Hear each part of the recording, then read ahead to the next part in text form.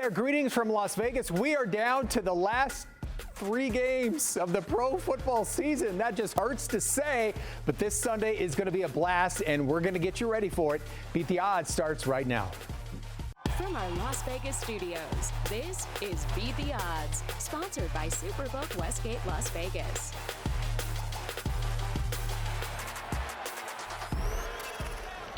All right, welcome inside our Las Vegas studio. I'm Dave Hall. And I'm Mariah Janos. We are down to the final 4 teams: San Francisco, Detroit, and Baltimore, Kansas City. 2 of those teams will punch their ticket to Las Vegas. Yeah, in 2 weeks. Now, if you're like me and you're sad this season is almost over, don't cry because it's over.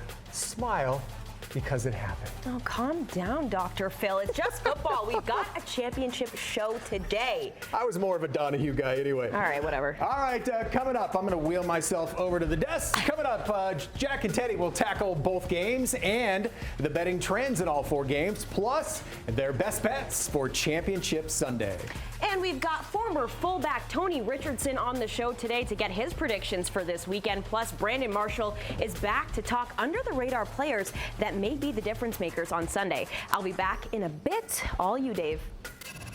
All right, thanks, Mariah. Let's get right to it. It's a championship edition of Beat the Odds. Fellas, how are you? Hey, Howard, I'm doing great. You good, Teddy? Yeah, I mean, we can complain about stuff, but we'll do that during the show. When there's only 4 games, I mean, you're going to have some of them that come right down to the number, and that's going to be a little bit of good luck or a little bad luck. There's variance involved there. So the rule, I think, going forward and last week is if you're trying to make up a whole year of bad decisions, probably not a good time to do so. Probably another bad decision. That's exactly right. You've got to go ahead and pace yourself and get across the finish line. But good games going this week. We had a lot happen last week as well, right? Yeah, sure. Let's start with a little bad beats / shockers and talk about the 4 games from last week. We'll start with Baltimore, Houston, and that total landed right on the closing number, 44, 34-10 the final, but it bounced around the number all week. That, Jack, was not a great result for the house. Well, and to give away the punt return there, I mean, I can handicap punt returns. So am I supposed to plan on Houston, returning punt for touchdown? This is what happens. I lose hair because of punt returns. I can't factor those in. I can vouch for that. Excuses. I tell you what, Brian, you are the worst. But the point is that the non-offensive TDs are really hard to overcome from a side or from a total standpoint, especially if you had the under in Baltimore, Houston last week. San Fran took heavy money on Saturday night. Green Bay, pretty much wire-to-wire job in that ball game, Jack. Yeah, no excuses there, and I did not have either side of that, so that didn't help anybody. Thanks for pointing that one out. Sure. Now, the 2-point conversion is the most important point spread play in football. Plain and simple. Tampa had a chance last week to cover the number against Detroit. 2-point conversion, no good.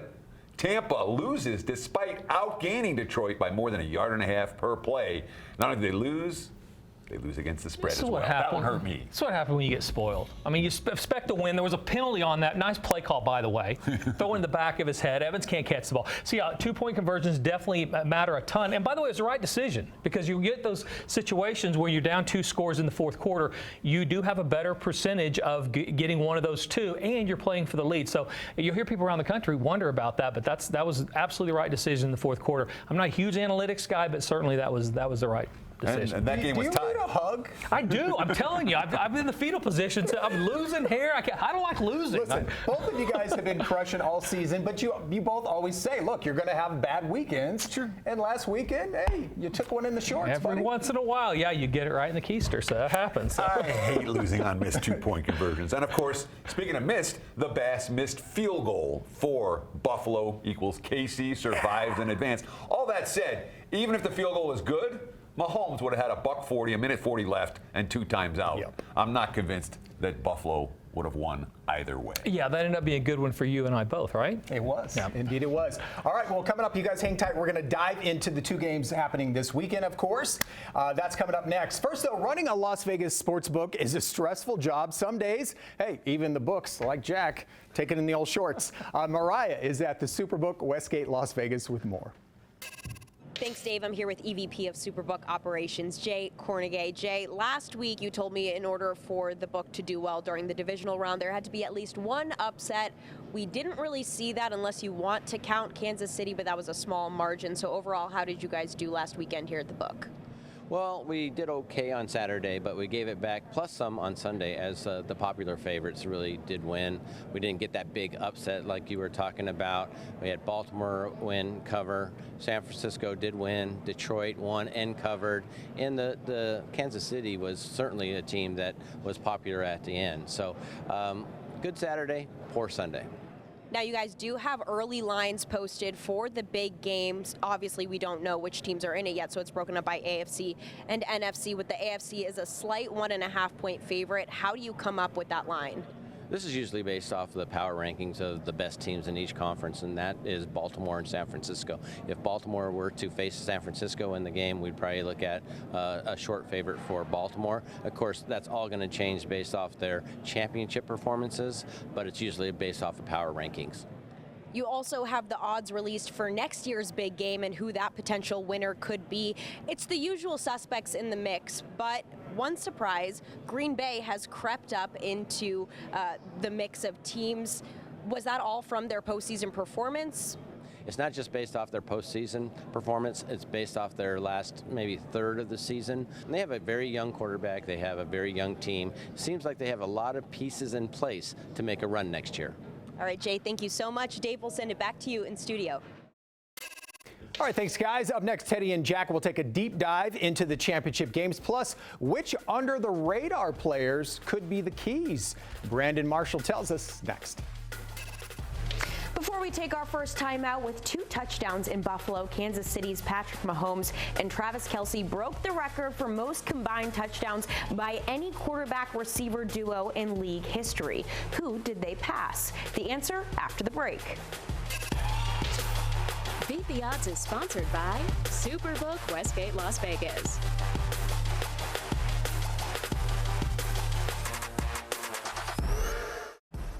Welcome back. Before we went to break, we asked you, with 2 touchdowns in Buffalo, Kansas City's Patrick Mahomes and Travis Kelce broke the record for most combined touchdowns by any quarterback-receiver duo in league history. Who did they pass? The answer, future Hall of Famers Tom Brady and Rob Gronkowski, who dominated postseason play when they played together in New England and Tampa Bay, but mostly just New England because New England is elite. Was elite, Mariah, was. Hey, by the way, Jason Kelce also set a new record for most shirtless beer chugs. Very impressive as well. Scan that QR code. It will take you to our website. Well, you will find us with shirts on, by the way, beattheoddstv.com. Let's bring in Brandon Marshall once again. Brandon, great to see you. How are you, my friend? Fantastic. How about yourself? I'm great. Excited for the games on Sunday. First, though, I know Buffalo was one of the teams you thought could really make a run. Didn't happen. Kicker misses it. You've played in games where, you know, it's all on that kicker's foot. Like, how do you guys handle that? It's tough. And first of all, Buffalo, they played a really good game all the way through. It's just they don't know how to finish. And it's been like that for decades. If you look at them back when they went back to the big games. The Jim Kelly days. You know, they just don't know how to finish as an organization. So it's really tough because, you know, we're out there practicing and you know, a defensive player may have to run, tackle, hit, you know, cover, where an offensive player may have to block, catch the ball, and do different things, but the kicker just kicks. Right. So it's tough, and we look at them at practice, and all they do is kick. Sometimes they're playing games and not really, you know, locked in. So when they come out there and if they miss, it's a huge issue. Sure. I could see it. I totally Not could see saying it's that. easy. Obviously, Of course not. especially it's not easy, Yeah. but still, you only have one. Especially job. in that weather. That was tough conditions to kick in.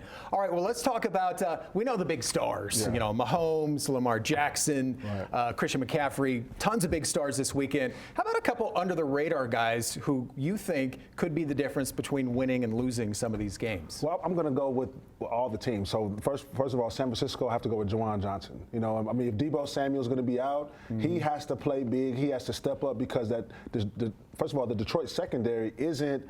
They're like second to last in the league. I think they're 31st in the league. So if Juwan Johnson can step up in Deebo's absence, I think that'll be huge. And I think for Baltimore, that offensive line. You saw what Buffalo did to Kansas City. They controlled the clock. They was able to run the football and do different things like that. So if Baltimore can do the same thing, you know, I think they can have a chance to win. If you look at Detroit, right, it has to be that defensive line. You know, they're a top 2 run defense, But at the same time, they haven't played a team like San Francisco with all their weapons, with Christian McCaffrey. Right. So, Aiden Hutchinson, those guys have to get after Brock Purdy, and they have to be able to stop the run. And last but not least, Kansas City, I think it's going to have to be Nick Bolton in that defensive line because they showed some vulnerability against the run. Buffalo was able to run the football. So those guys have to step up big and face another runner in Lamar Jackson who can really get it going. Maybe he could be a spy, too. Yeah, absolutely. Because we know Lamar's going to take off and run. Oh, yeah. All right, Brandon, as always, thank you, sir. So Baltimore is favored over Kansas City, which begs the question, you betting against Patrick Mahomes? Here's Jack with more on that game. Yeah, Dave, I think you said it best. I mean, guys can go broke betting against Patrick Mahomes on a regular basis. But I'll tell you, this particular game is going to be a lot more about the defense than I think it is about the offensive superstars. It's not a mistake that the top 3 defenses in the league three of those teams are still playing. You have Baltimore, Kansas City, and San Francisco with those top 3 defenses, and I think that's going to be where we end up. I can't get out of my head what Mahomes and that offenses look like most of the year. Now that we're stepping up in class, playing better teams, I think it's going to be tougher for them. He's been really good as an underdog, though. You don't want to bet against it very much. 9-1-1 against the spread as an underdog. Baltimore 12-6 this year against the number. They've been really good for a team that pretty early on we could see this team gaining momentum. We talked about them back in August where I gave them out as a eventual champion at over 20-1. And so I think we're going to get that side of the ball is going to be what matters. Look for a lower scoring game in this one. But as you pointed out, it's tough to make money betting against Patrick Mahomes, especially this time of year. So you're not buying into the Chiefs' their resurgence here in the playoffs? You know what I saw was a team that executed on third down, stayed out of third down, and was able to not be in a lot of really predictable spots against a Buffalo team that likes to kind of keep it lower scoring and also maintain possession. In Baltimore, you're going to get a lot more of those third down situations, and Kansas City's not been great in third down. So no, I'm not buying the resurgence, at least from the offensive standpoint. They still were under in the second half of that game as well, so not scoring a lot of points late in the game. All right, let's dive into the NFC side. Teddy, take it away. Sure. Let's talk about San Fran and Detroit. And the money's come for San Fran. They're -7s, now -7.5s out there. Total sitting around 51. And Detroit, look, they're 2-0 straight up here in the postseason. But we dig a little bit deeper. We see they've been outgained by more than 1.5 yards per play in each of their 2 previous postseason victories. That doesn't happen very often. And, of course, Detroit's got injury concerns on the offensive line. Frank Ragnow, it looks like he's going to play. Jonah Johnson, not so much. That's a concern against San Fran's front. And, of course, Detroit, they built up a pretty big betting bandwagon of late, 5-1 against the spread in their last 6. Whereas San Fran, they're only 2-4 against the spread their last 6 ball games. They haven't built up that same betting bandwagon. They won a playoff game last week without necessarily bringing their A game, which is maybe a positive sign if their A game shows here. Penalty mismatch last week. San Fran, 83 penalty yards compared to only 5 from their opponent, Green Bay.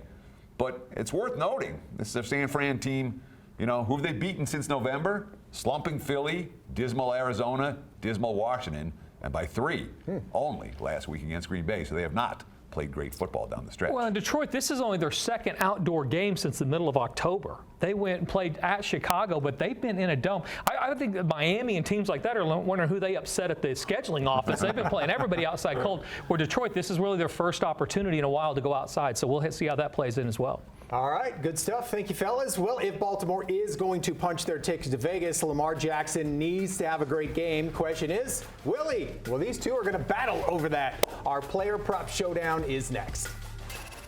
Before we head to break, with 2 rushing touchdowns versus Green Bay, San Francisco's Christian McCaffrey tied the single-season record for scrimmage touchdowns by a San Francisco player.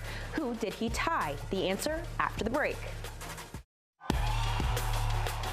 You're watching Beat the Odds, sponsored by Superbook Westgate, Las Vegas.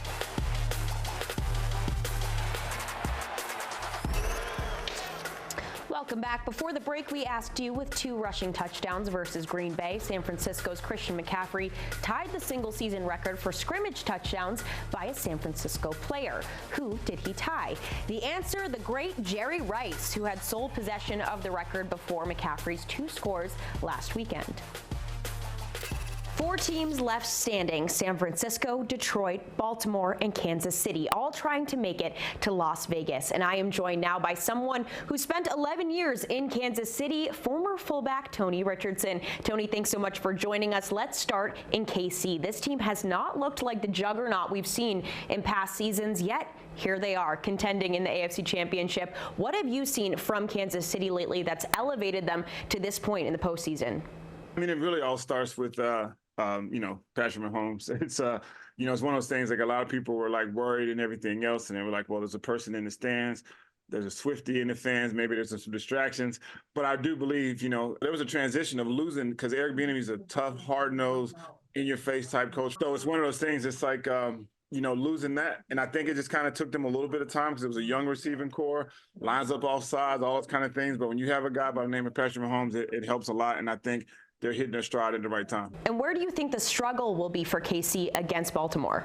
Baltimore is a whole different animal, because they're number one against the run and number one against the pass. And I hate to say this, because I played for Kansas City for 11 years. It's going to be a big time struggle. One, the atmosphere. It's going to be loud. Ray Lewis is going to hit the squirrel. We do know that before the game, and so I do believe they're going to walk into a beehive. Yeah, I can't see. Like I said, I'm a homer, but I can't see Kansas City going into Baltimore and winning that game. Right now, looking at the NFC, it seems like a lopsided battle. But how can Detroit take down San Francisco? What it's going to take, and it's going to have to take, is that model and that mindset that they've played with all throughout the season. Is us against the world. We got to play with grit. They've taken the personality of obviously their head coach, who's a former player, but also taking on that personality of that city. With that mentality and the way they've been going and this plan, I think it's going to be a better game than what people anticipate.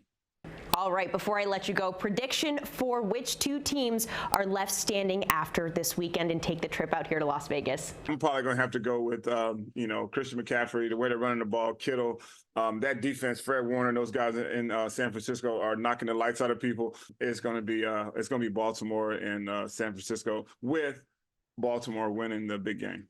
All right, we'll see if that holds true after these games. Tony, thank you so much for your time.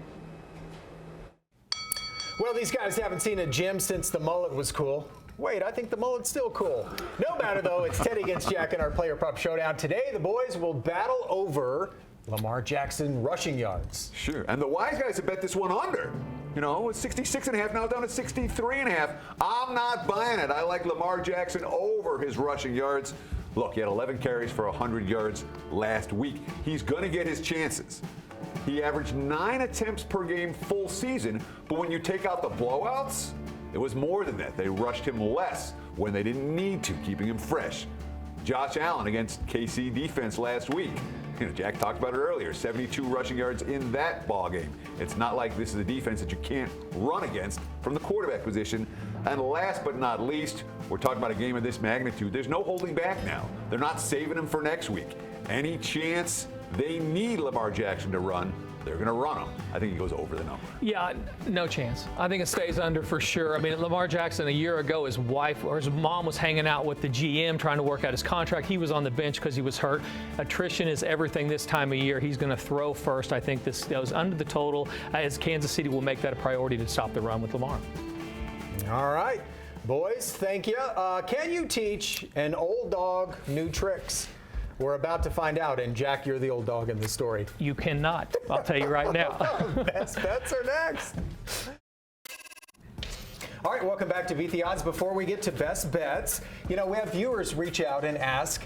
It's a very unusual career choice you guys have chosen. Teddy, you start. How did you get started in this? So I graduated from the University of Michigan in 1992 and had absolutely no idea what I wanted to do with my degree. And I ended up working at a local sports bar, which led into me starting to be a little bit of a college bookie, which led into me learning about betting, which led into me moving to Las Vegas in 1998. So I got into the business fairly randomly. Yeah, sounds like it. All right, Jack, in the least incriminating way possible, how did you get your start? Well, I was traveling the country in the girls push-up circuit, professional girls push-up circuit, and actually decided that was not going to work. Honestly, I played golf with guys that ran radio stations, and I had got pretty good reputation in the Midwest of being somebody that could beat the books betting on games. And it took a long time to get to that point, obviously, 5 or 6 years of losing like everybody else. And then I got better and better. They reached out to me and said, hey, we think you can come on, tell the truth, and make something of it. So that's how it started 25 years ago, and still going strong. And look at you now. That's right. On a nationally syndicated TV show. And still keeping my girls' push-up arms ready. So. I'm still taking Mariah in that contest. Yeah, I'm taking the under. Let's end the show with the best bets. Teddy, get us started there. Yeah, let's talk about San Fran minus the points. And look, you have a class team off a subpar showing. That's bet on. And Detroit, look, they're happy. They've accomplished everything that they expected to accomplish this season and more. When you have a team coming from the bottom and getting this far, it's a happy team already. Number 1 seeds against the spread. Conference championship round, 67% ATS since 2015. They've been pretty good. And of course, San Fran, people say, oh, they've been there. This team doesn't have a title since it was Jerry Rice. Steve Young threw 3 touchdown passes to Jerry Rice last time San Fran won a title. They are hungry and focused. Minus the points. Yeah, 15-5 in this top play, coming off a loser. Thank you. Last week with the under, but you were thinking it. We all knew it. Baltimore 22-9-1 to the under this year. Or over the last run as a favorite. And also, this is the type of game where you're going to want ball possession, keep the stars on the sideline for the other team, don't make mistakes, look for a low-scoring, grinded-out type game. I don't love the fact that typically Kansas City goes over when they play good defenses. This is obviously a great defense, but I think this is going to be a low-scoring. Yards will be hard to come by, so will points under the total in the Baltimore-Kansas City game.